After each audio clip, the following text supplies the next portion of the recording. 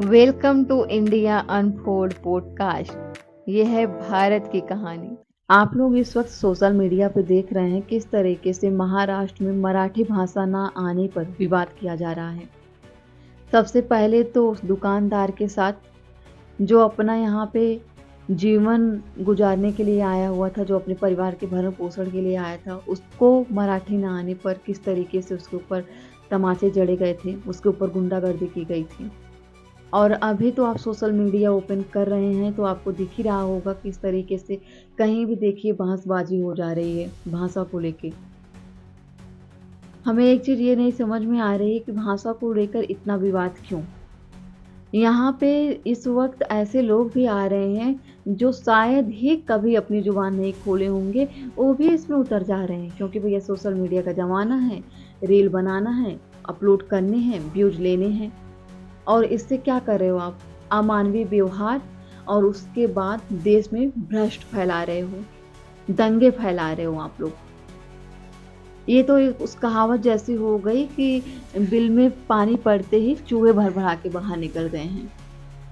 इस वक्त social media पे जिस वक्त से ट्रेंडिंग में आ रहे हैं, रील्स आ रहे हैं और भी वीडियोज आ रहे हैं भाषा को लेकर, वो सेम ऐसा ही है। यहाँ पे मैं एक छोटी सी बात आप लोगों से यहाँ डिस्कस कर रही हूँ, वो ये है कि भारत हमारा विविधता का देश है, हम सभी जानते हैं। और भारत के संविधान में 22 भाषाओं को मान्यता दी गई है। 22 भाषाओं को मान्यता दी गई है, जरा गौर से सुनिएगा। तो आप 22 भाषाओं में किसी भी भाषा को बोल सकते हो। आप 22 भाषाओं में किसी भी भाषा को बोल सकते हो। इसके लिए आपके ऊपर कोई आरोप नहीं लगा सकता कि आप क्यों बोल रहे हो। और हर एक राष्ट्र की अपनी मातृभाषा होती है और अपनी मातृभाषा आना अनिवार्य होता है। लेकिन जो आपके राष्ट्र में नहीं पला बढ़ा है, जो आपके राष्ट्र में केवल इसलिए गया है ताकि उसका परिवार पल सके, उसका रोजी रोटी चल सके, उसके ऊपर भाषा का दबाव बनाना ठीक रहेगा? अगर आप भाषा का दबाव ही बना रहे हो तो केवल एक ही इंसान के ऊपर क्यों, और केवल इसी भाषा को लेके क्यों? अब यहाँ पे एक छोटा सा हम आपको सवाल पूछते हैं, इंग्लिश क्या ये हमारी भारत की भाषा है? क्या इंग्लिश को भारत के संविधान में कहीं पे मान्यता प्राप्त है? नहीं है।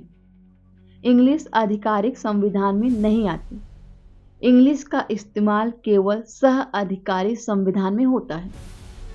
लेकिन इंग्लिश भाषा को लेकर जिस तरीके से लोगों की मजाक उड़ाए जाते हैं, उनकी एबिलिटी टेस्ट की जाती है, उनको जज किया जाता है, उसको लेके कोई विरोध नहीं करता। एजुकेशन में हर जगह इंग्लिश डाल दिया गया है, चाहे MBBA हो, चाहे आपकी ITI हो, चाहे इंजीनियरिंग हो, चाहे जो भाषा क्या आ गई, इंग्लिश आ गई है। आप अगर इंग्लिश में ना ही बात कर पा रहे हो तो आपका लोग मजाक उड़ा रहे हैं।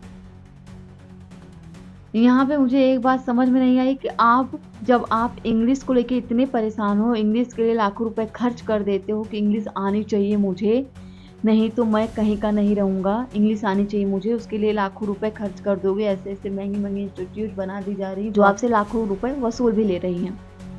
इंग्लिश का विरोध करने के लिए आप में से कोई नहीं आया, उसके लिए तो मरे जा रहे हो। और इंग्लिश भाषा देन किसकी है? वो देन है विदेशियों की। विदेशियों का कल्चर अपनाने में आपको कोई दिक्कत नहीं हो रही है, कोई समस्या नहीं उत्पन्न हो रही, लेकिन अपने देश में रह के अपने संवैधानिक भाषाओं का इस्तेमाल करने पे आपको इतनी समस्या हो रही है। क्यों हो रही है? अगर इतनी समस्या हो रही तो इंग्लिश का विरोध करो ना, उसका क्यों नहीं कर लेते? उसके लिए क्यों मरे जा रहे हो? और अगर राष्ट्र सरकार ये चाहती है कि उसके राष्ट्र में जितने लोग आए हुए हैं, चाहे उसके राष्ट्र के रहने वाले हों, पहले से मूल निवासी हों, या फिर कोई प्रवासी आया हुआ हो, उसको राष्ट्रभाषा आनी चाहिए, तो भाई आप अपने कहीं पे ऐसा बताइए जो आपके यहाँ जाके राष्ट्रभाषा सीखे। आपका वो कामकाज छोड़े, आपके यहाँ कामकाज नहीं करेगा, आप उसका परिवार पाल लीजिएगा, वो आपके यहाँ भाषा ही सीख लेगा।